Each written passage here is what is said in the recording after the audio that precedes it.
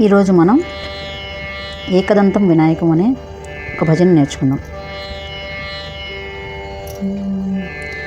ఏకదంతం Vinayakam విఘ్నహరం భజ గజాననం.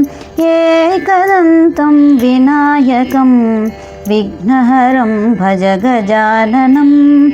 ఏకదంతం ఉమాసుతం విఘ్నహరం భజ గజాననం.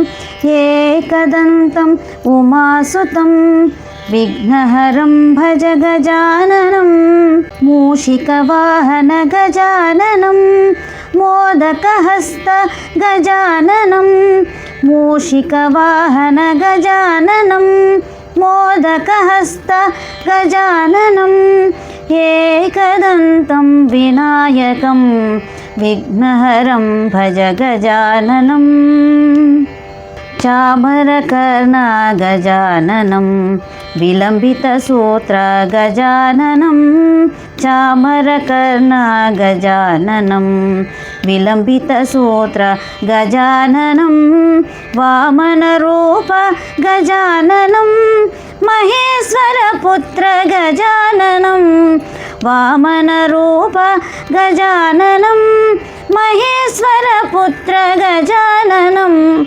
విఘ్నవినాయక గజాననం పాదనమస్తే గజాననం. విఘ్నవినాయక గజాననం పాదనమస్తే గజాననం.